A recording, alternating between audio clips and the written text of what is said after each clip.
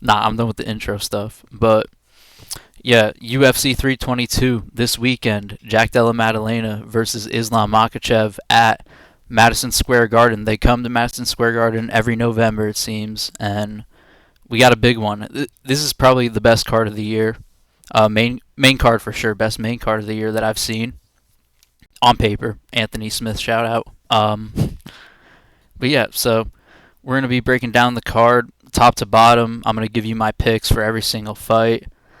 Maybe no betting advice this time, because the whole Isaac Dolgarian, UFC betting scandal, as the clickbait titles would say, a little bit too much of that going around. Me and my betting partners are actually under investigation. So, don't want to talk about it. That's all I could say. No, I'm kidding. Let's get into the card. All right. First fight in the card, Bysangor Susurkayev versus Eric Makhachev. Now, if you guys don't know, Bysangor Susurkayev, he fought on the Contender Series this year. I think it was the week he fought on the Contender Series. The week of UFC 319, right? So he fought that Tuesday, and then he got Dana and them to I don't know, scramble together and get him a fight on UFC 319's prelims that Saturday. Uh, so he went in there. He fought on after 5 days. The other guy also fought on 5 days' notice, by the way, though. But yeah, so he goes in there and he's fighting this guy named Eric Nolan, right? Eric Nolan, who actually is a pretty good prospect himself on the regional scene. But so Susurkayev comes in, wins on the Contender Series easily, gets a contract, somehow gets Dana and them to scramble to get him a fight 5 days later because he trains with Chimaev, right?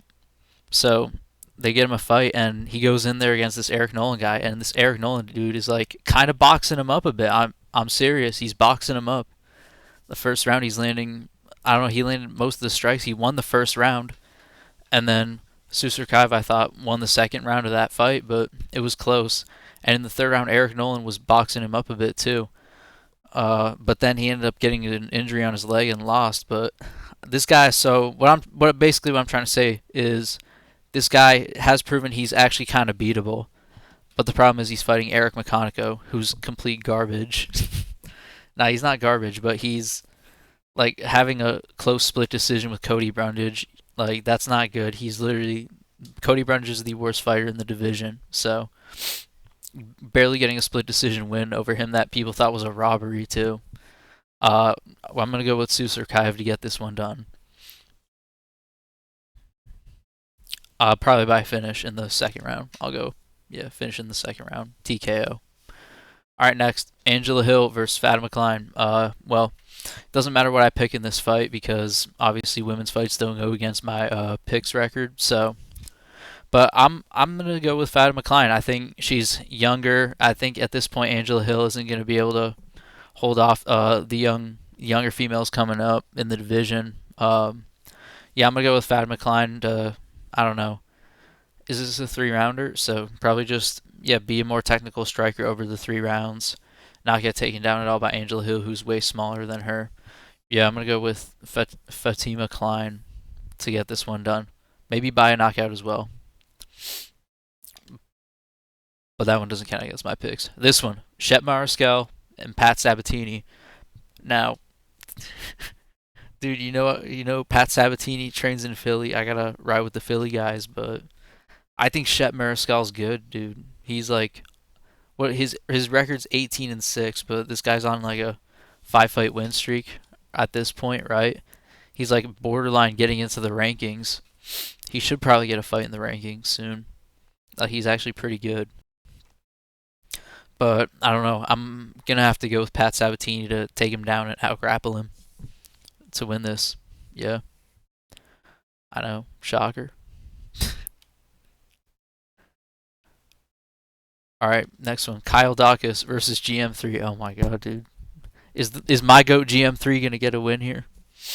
Is GM3 gonna be able to pull this one off against Kyle Dawkins, one of the legendary, the legendary Dawkins bros? Nah. I don't. Nah, GM3's not doing it, bro. He like his last fight that looked bad. That was bad.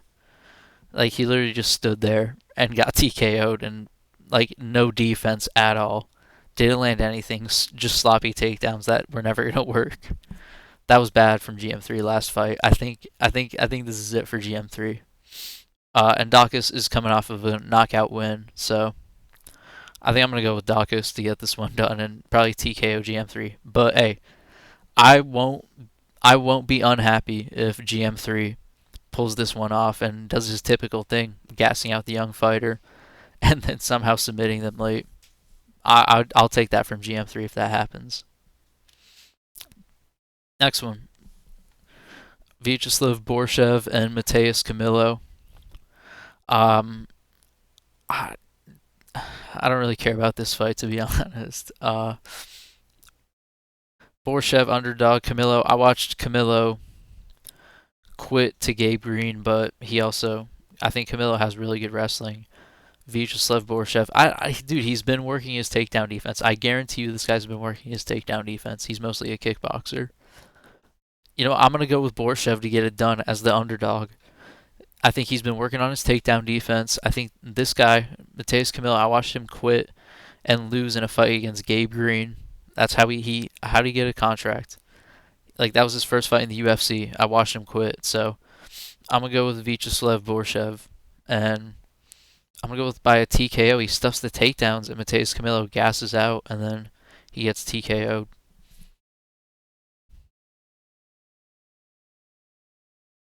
Next, Malcolm Wellmaker, Cody Haddon. Dude, Malcolm Wellmaker, I think is the best prospect in the UFC. You guys are gonna want to tune in to watch this one. Damn, minus 150. You should probably be more like 2 to 1 or 3 to 1. I would think. But that just shows that like Cody Haddon is good. He's coming off of a win in the UFC. He's a professional UFC fighter. Like he's good at fighting. So the odds being this close, it's not really that crazy. But that being said, I think Malcolm's gonna knock him out. Malcolm, he's on a three. What's he on a 3 fight like flatline knockout streak against like solid guys? Not Chris Matinho. Chris Matinho's not a solid guy. Why did they sanction that? But yeah, I think he's gonna knock out Cody Haddon. I know Cody Haddon's probably got a solid grappling game, but Malcolm has shown he's got good takedown defense. So I'm gonna go with Malcolm to get this one done by knockout. All right, Aaron Blanchfield, Tracy Cortez. Now I know some of you guys in the comments are gonna be really tuning in to see this one against Tracy Cortez. I don't know, dude. Like I don't know what you guys are seeing. She's not that hot. That's what I'm gonna say, dude. Everybody like they put her in commercials and stuff. They like I don't know have her on like doing stuff on Instagram, like interviews on YouTube. Dude, Rampage Jackson's podcast. What? Um, yeah, but like, dude, I don't think she's as hot as people in the comments, with of other videos would think. That's all I'm gonna say. I just don't think she's that hot, bro. But and Aaron Blanchfield. Oh well, pick for the fight. Okay, I gotta pick the fight. Uh, yeah, Aaron Blanchfield is a two minus 260 favorite for a reason. I think she's like one of the most supposed to be, right? That's what they make it seem like. She's like the most talented grappler. I don't know, in the division or something in women's MMA at flyweight. I'm not sure. I think she is. I think I've seen her fights. Her last fight didn't even happen against Macy Barber. But yeah, I'm gonna go with Blanchfield to take down Tracy Cortez. Maybe get a submission. I don't know, but out grapple her mostly. This is a banger fight. Kopylov Gregory Rodriguez. I'm so excited to see this fight because I mean, it goes into why it goes into my pick. I'm excited because I'm picking Roman Kopylov to win as he's an underdog in this fight. I'm riding for Kopylov. R.I.P. Lucas Tracy. This was Lucas's guy. I'm gonna continue it. I'm gonna ride for Kopylov like Lucas did in honor of him. Yeah. So I'm gonna pick Kopylov to win. I think Gregory Rodriguez's footwork, it's gonna be too sloppy, and Kopilov's gonna be piecing him up. We've seen Gregory get pieced up before, like against Jared Cannonier, he got finished. When a guy has clean technical striking, I think Gregory Rodriguez is gonna get pieced up, especially the footwork game. Kopilov's got solid footwork, so and the southpaw, he's gonna be ripping the left kicks to the body from southpaw in the open stance. Dude, I think he's gonna run his game on Gregory, impose his will, as Lucas Tracy would say, impose his will. I think he's gonna get this one done. Dude, I think he's gonna get this one done. Jesus. Yeah, I think maybe a knockout. I think I could see a third round finish for Kopylov because if it's in a striking battle, he's not gonna get tired. Oh my god, dude. Oh, we have Bo Nickel versus Rodolfo Vieira. Dude, Bo Nickel is so, all right, I don't want to sound like I'm a real hardcore, but dude, in the hardcore fan base, Bo Nickel is such a meme. Dude, bedtime's impression of him is hilarious. Like I'm thinking of doing one. I'm not gonna do a Bo Nickel impression, but uh, Bo Nickel, I and Rodolfo Vieira. Bo Nickel's like still a minus 200 favorite. This is a tough fight for him though. Rodolfo Vieira is like what he's isn't he like a top five jiu-jitsu player of all time? I think that's what they say. The amount of competitions he's won in MMA, he's actually done pretty good. He's only lost to Fluffy. Like at the time, that was a huge underdog win for Fluffy, but like we know what Fluffy's become. That's not a bad loss. But Bo Nickel, dude, I'm gonna pick Bo Nickel to win by knockout. Like I think he's been working. If he's been actually training his striking, because his striking looked awful in his last fight. I mean, it looked awful in like his past two fights. But if he's been working on his striking and working on how to get into position to actually land punches, I think he has the power to knock Rodolfo Vieira out. But that being said, if Bo Nickel shoots a takedown and it gets stuffed and Rodolfo Vieira ends up on top and submits him, that could happen. All I'm saying is that could happen. I'm just gonna throw it out there. That might happen. So, but yeah, I'm gonna pick Bo Nickel by knockout over Rodolfo Vieira.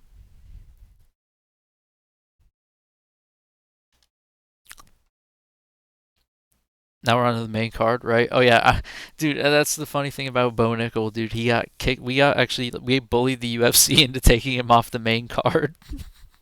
Dude, they got bullied on the internet for having Bo Nickel on the main card, and they immediately switched that and put him on the prelims, where he fucking. I mean, I don't want to hate, but where he belongs. So yeah, but I'm still picking Bo Nickel by knockout because I don't think Rodolfo Vieira is gonna take him down either. All right, Benil Dariush and Benoit Saint Denis. I'm picking Benoit. We're going with Benoit. Benoit coming off of a big win in Paris against Mauricio Ruffy. Mauricio Ruffy, like, dude, I know Hopro MMA said he was the best prospect in the UFC. Okay, Benoit goes in there, goes full takes him to Marauder school, walks forward, hands down, chin in the air, getting hit, but hey, he just walked Mauricio Ruffy down, took him down, out grappled him, and submitted him. And honestly, I think Benil is like a jiu-jitsu guy, right? One of the best jiu-jitsu guys in the division, but I don't think Benil's going to be taking Benoit down and controlling him. And on the feet, I actually think Benoit is just going to be able to walk forward and throw sloppy punches and catch Benil with shots and maybe put him out. Like I'm feeling a Benoit KO here. I am. So yeah, we'll go with Benoit by knockout. And like, yeah, I know Benil like has good footwork. He has a good left overhand, but like, dude, when Benoit is just in his face, throwing punches, throwing knees, throwing kicks, he's gonna. I think he's gonna. And he has power too. That's the thing. He's really solid power. And Benil, we saw him get dropped in his last fight against Moicano. So I think I'm gonna go with Benoit by knockout because I think Benil's getting old too. I think that plays a part. This one. This is gonna be such a good fight, dude. Leon Edwards and Carlos Prates. Dude, do I do the Leon impression? Nah, I can't do it. um, 10 fights in a row. Like, I don't know, is that what he says? We'll go, dude, but Carlos Prates, dude, this guy is such a good striker. I had him on my list for like, on my top 50. He came in number 14, I think, or my top 40 favorite fighters. So I want Prates to win. I'm going to be picking Prates, but here, let's break this down. Let's break this down. Dude, we're going to go with Prates to knock out Leon because I think Prates in a, like Leon is good when he's dealing with guys who are unorthodox, right? And he like is gonna like move like you saw when he fought Usman the second time. He moved on the outside and just like he literally just won by leg kicking Usman at range. Like that's he literally won doing that. So, but then like in his last fight with Sean Brady, he just gets out grappled. Like Sean Brady took him down, mauled him, right? One arm guillotine. My boy Sean Brady on this card too, but like Leon, like he just like the Bilal fight was so bad. He just stood on the feet. Like it's not like he won 2 rounds of that fight, which is crazy. But dude, like against Bilal, he just stood there. And I think Prates is going to be moving around, poking at him at range, and Leon's footwork is going to be too stationary. And when he's getting like when Leon is getting pressured, he does like shell up and just stand there, right? And I don't think you can do that against Carlos Prates, who's like a Muay Thai demon, right? Like he's insane at Muay Thai. I've watched his fights. Like his knees are insane. His like he has the best power somehow. Somehow he has the best power in his hands in the division. Like I don't actually know how this guy got beat. I don't know how Ian Gary beat him. Uh, his the spinning elbow knockout of Jeff Neal was insane. Like, and he was hitting Jeff Neal with heavy shots. Everything he threw was heavy. Like I think the guy's just insane, and I think he's gonna knock out Leon, and it's gonna be an insane moment, and I'm gonna look forward to seeing it. Gonna be looking forward to seeing it. So yeah, Prates by knockout against Leon. Next one. This is the feature fight. All right. Sean Brady, Michael Morales. Sean Brady's been complaining that everybody's ducking him and they don't want to fight him, which might be true. So they booked him with. So Michael Morales stepped up, takes the fight with Sean Brady. Respect to Michael Morales for taking a fight with my boy Sean. Sean Brady, trains out of Philly, so I'm gonna back him. And he's the only like American fighter in the top 5 that has a chance at getting a title shot in any of the divisions. So I'm gonna back him too for that reason. So, yep, I'm gonna go. Like I saw Michael Morales get taken down by Neil Magny in their fight. He escaped. He got up and he spinning elbow knocked out Neil Magny. But I'm gonna go with Sean Brady to outgrapple Michael Morales, take him down and submit him.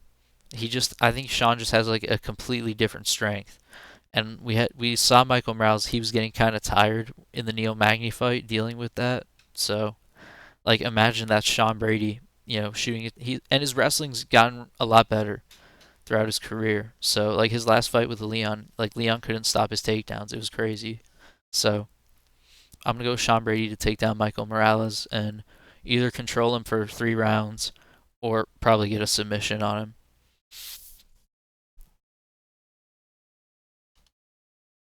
And then get a title shot.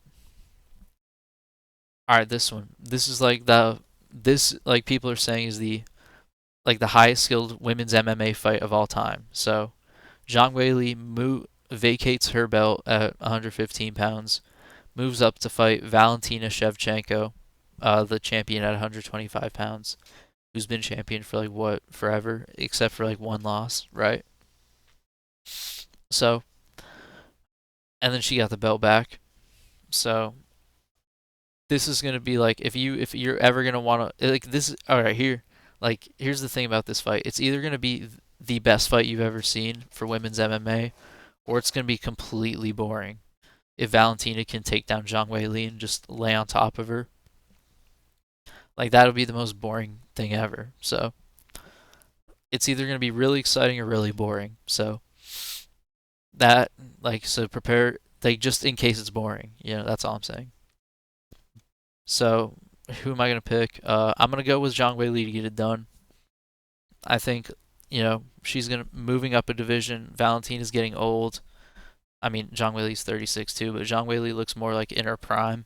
So we've seen Valentina lose to Alexa Grasso.